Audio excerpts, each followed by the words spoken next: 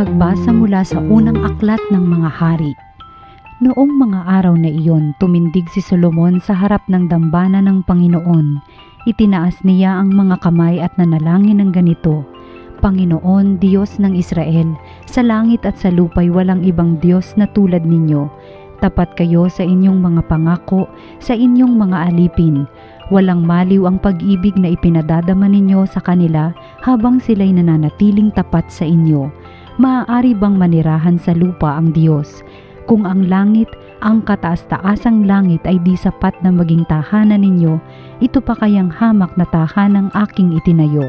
Gayunman, dinggin ninyo ang dalangin at pagsamo ng inyong alipin, O Panginoon, aming Diyos. Dinggin ninyo sa araw na ito ang panawagan ng inyong alipin. Huwag ninyong iwaglit sa inyong paningin araw-gabi ang templong ito. Yamang kayo ang may sabi na ang pangalan ninyo'y mamamalagi rito.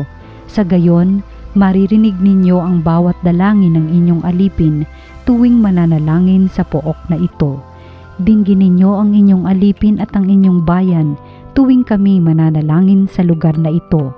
Dinggin ninyo kami buhat sa inyong luklukan sa langit at patawarin ninyo kami. Ang salita ng Diyos. Ang templo mo'y aking mahal, Diyos na makapangyarihan. Sasabik ang lingkod mong sa patio mo ay pumasok, ang buo kong pagkatao'y umaawit na may lugod. Sa masayang pag-awit ko pinupuri buhay na Diyos. Ang templo mo'y aking mahal, Diyos na makapangyarihan. Panginoon, sa templo mo, mga maya'y nagpupugad, ibang ibong layang-laya sa templo mo'y nagagalak, may inakay na kalinga sa tabi ng iyong altar, O Poon, Hari namin at Diyos na walang kupas. Ang templo mo'y aking mahal, Diyos na makapangyarihan. Mapalad na masasabi silang dooy tumatahan, palaging umaawit, nagpupuring walang hanggan. Basbasan mo, Panginoon, yaong Hari naming mahal, pagpalain mo po siya, yamang ikaw ang humirang. Ang templo mo'y aking mahal, Diyos na makapangyarihan. Kahit isang araw lamang gusto ko pang sa templo mo, kaysa ibang libong araw na iba ang tahanan ko. Gusto ko pang maging bantay sa pinto ng iyong templo, kaysa ako'y mapasama sa masasamang mga tao. Ang templo mo'y aking mahal, Diyos na makapangyarihan. Ang mabuting balita ng Panginoon ayon kay San Marcos. Noong panahong iyon, may mga Pariseyo at ilang eskribang galing sa Jerusalem na lumapit kay Jesus. Nakita nila na ang ilan sa mga alagad ni Jesus ay kumain ng hindi muna naghuhugas ng kamay sa paraang naaayon sa turong minana nila. Ang mga Hudyo, lalo na ang mga Pariseyo, ay hindi kumakain hanggat hindi nakapaghuhugas ng kamay ayon sa mga turong minana nila sa kanilang mga ninuno. Hindi rin sila kumakain ng anumang galing sa palengke nang hindi muna ito hinuhugasan. At marami pang ibang minanang turo ang kanilang sinusunod, tulad ng tanging paraan ng paghuhugas ng mga inuman, ng mga saro, ng mga sisidlang tanso at mga higaan. Kaya't tinanong si Jesus ng mga Pariseyo at mga eskriba, bakit hindi sumusunod ang mga alagad mo sa mga turo ng ating mga ninuno? Kumain sila ng hindi man lamang naghugas ng kamay, ayon sa paraang iniutos.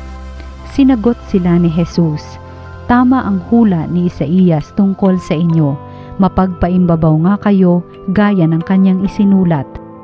Paggalang na handog sa akin ng bayan ko'y paimbabaw lamang, sapagkat sa bibig at hindi sa puso ito bumubukal.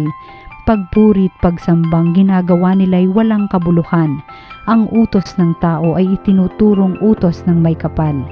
Niwawalang kabuluhan nga ninyo ang utos ng Diyos at ang sinusunod ninyo'y ang turo ng tao. Sinabi pa ni Jesus, kay husay ng paraan ninyo sa pagpapawalang bisa sa utos ng Diyos, masunod lamang ninyo ang mga turong minana ninyo tulad nito.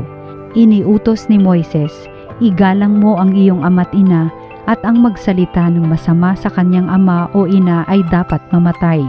Ngunit itinuturo ninyo, kapag sinabi ng isang tao sa kanyang ama o ina, ang anumang maitutulong ko sa inyo ay korban. Alalaong bagay inihahain ko ito sa Diyos. Hindi na ninyo siya pinahihintulutang tumulong sa kanyang ama o ina. Sa ganitong paraay, niwawalang kabuluhan ninyo ang salita ng Diyos sa pamamagitan ng mga turong minana ninyo. At marami pang bagay na tulad nito ang ginagawa ninyo. Ang mabuting balita ng Panginoon. Pinupuri ka namin, Panginoong Hesukristo. Magandang araw mga minamahal naming kapatid kay Jesus. Ako po si Father Paul Lacome from the Archdiocese of Manila. Halina po't samahan natin ang isa't isang magnilay sa salita ng Diyos, salita ng buhay. Napakaganda po ng tagpo sa ating ebanghelyo. Hinarap ni Jesus ang mga Pariseo at mga Eskriba, lalo't higit ito'y patungkol sa kinagawian nilang mga tradisyon at ritual. Ngunit sa likod ng usaping ito, tungkol sa paghuhugas ng kamay, mayroong mas malalim na paanyaya si Jesus. Binanggit niya ang mga salitang tumatagos sa kaibuturan ng ating mga puso. Ang mga taong ito'y iginagalang ako sa pamamagitan ng kanilang mga labi, ngunit ang kanilang mga puso ay malayo sa akin. They praise me with their lips, but their hearts are far from me. Ang mensaheng ito hindi lang po para sa mga Pariseo noon. Ito'y mistulang salamin para sa ating lahat, sa ating mga naglilingkod, sa loob ng simbahan, sa pamayanan, at sa ating kanya-kanyang pamilya. Mayroon po kasing panganib, yung ritual na walang pag-ibig. Rituals that are devoid of love. Madaling sumunod sa mga patakaran, madaling kabisaduhin ang mga dasal, magsuot ng mga tamang damit, yung mga magagarang damit sa pagsamba, sumunod sa mga tradisyon, sa mga kinabisan na galing mula sa ating mga organisasyon. Ngunit itinuturo po sa atin ni Jesus na ang tunay na kabanalan, hindi naman po nasusukat sa kung gaano tayo kalinis sa labas, kung hindi sa kung gaano tayo katapat, lalo't higit sa ating kalooban. This ritual, yung sinasabing paggalang ng labi, yung pagsasabi ng Panginoon, Panginoon, habang tayo naman ay may kinikimkim na galit sa ating kapwa, o habang nagpapabaya tayo sa ating mga responsibilidad sa pamilya dahil sabi nga nila, busy tayo sa ministry. Huwag po nating isipin na ang kabanalan ay binubuo lang ng maraming mga salita, sapagkat ang tunay na kabanalan ay ang pag-ibig sa Diyos ng higit sa lahat at ang pag-ibig sa kapwa kaya ng sarili. Hindi ba pinapaalala po sa atin dumadaloy ang ating pagmamahalan mula sa pagmamahal natin sa Diyos at ito'y umuusbong rin patungo sa pagmamahal natin sa ating kapwa. At ito'y ipinapakita kung paano rin tayo mabuhay sa mundong ibabaw. Kaya nga paalala sa atin, ang pagiging sentro ng ating pagkatao ay nababanaagan sa ating mga puso. Bakit nga po ba puso ang hinahanap ni Jesus? Dahil sa puso nagmumula ang ating mga intensyon. Ang ating pagkilos sa ating pong ministry, sa ating pong pamilya at pamayanan, para bang mistulang nagiging tuyo at walang buhay kung ang puso natin ay hindi nakakabit, at hindi ito nagmumula sa pag-ibig. Ang layunin ng bawat tradisyon, ang bawat batas sa loob ng simbahan ay dapat sana ilapit tayo sa Diyos, hindi upang gawin tayong mga mayayabang, mga mapanghusga, mga taong mekanikal, na para bang robot. Ang paalala nga po sa atin, no? Si Kristo ay naghahanap ng mga pusong handang tumanggap sa Kanya, hindi ng mga labing puro lamang papuri. No? Sabi po ni Santa Teresa ng Avila. At ang kagandahang ito, ang pagmamahal na dumadaloy mula sa sentro ng ating pagkatao, no? Nagiging aral rin, no? Kung paano tayo magiging mamumuhay ng tunay at ganap, no? How can we live with authenticity and with truth, no? Anong matututunan natin sa babalang ito ni Jesus? No? Maging matapat po tayo sa ating sarili. Sabi nga nila, balibaliktarin nyo man po yung salitang tapat, tapat pa rin. Tanungin natin ang ating sarili, bakit ko ba ito ginagawa? Para ba ito sa papuri ng tao? O dahil mahal ko lang ang Diyos? O dahil mahal ko siya? Kasi minsan, pwede tayong maging abala.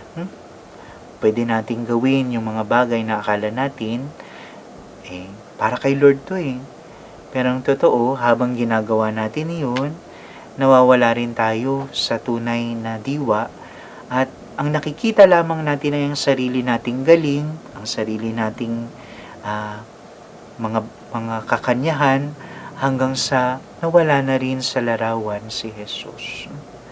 Kaya ang paanyaya, unahin din po natin ang mahalagang bagay. Binanggit ni Jesus ang pagpapabaya sa mga magulang dahil sa tinatawag na kurban o yung pag-aalay sa Diyos. Ipinapaalala nito sa atin na hindi natin maaring gamitin ang paglilingkod sa Diyos bilang dahilan upang takasan ang mga bagay na moral na tungkulin natin para sa mga minamahal natin sa buhay. No? Kaya nga po, when we live with authenticity, we also live a life of integrity. No?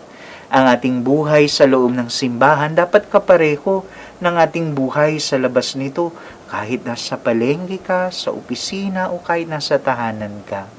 Dapat tayong maging mga buhay na ebanghelyo. Kaya nga po, madalas rin po nating naririnig, no? We do not only read the Word of God, no?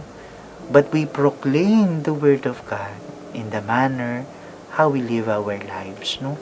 Ang ating mga buhay ang dapat na maging pinakamagandang sermon na mapapakinggan ng mga tao. At ito ang hamon para sa ating lahat, mga minamahal naming kapatid. Ito'y panawagan para po sa paglilingkod natin kay Jesus, no? Ang panawagan ni Jesus ay hindi upang itigil natin ang mga tradisyon, ang mga bagay na kailangan nating gampanan, na kinatagalan at kinasanayan, no? Ngunit nais ni Jesus, lagyan natin ang mga ito ng puso, no? Let us place and give our hearts as well. Huwag natin pong hayaang maging mekanikal ang ating pananampalataya. Kaya nga po sa susunod sana na magdadasal ka, o sa susunod na maglilingkod ka sa iyong ministry, no, huminto ka sandali, no? Damhin mo ang pintig ng iyong puso, no? Sabihin mo, Panginoon, narito po ang aking labi, ngunit higit sa lahat, narito ang aking puso. Huwag mo itong hayaang lumayo sa iyo. Sapagkat sa dulo po ng ating buhay, hindi naman po tayo tatanungin kung gaano karaming pagpupulong ang dinaluhan natin o gaano kaganda ang mga salita na sinambit natin. Sa dulo ng buhay, tayo'y tatanungin gaano kalaki ang pag-ibig na ibinigay natin mula sa kailaliman ng ating mga puso. Mga minamahal kong kapatid, let us live our life with authenticity, and it will flow to a life with integrity. And we can only have this when we place our hearts, no? Not only our lips, no? Let us place them and let us grow closer to the very heart of Jesus. Amen.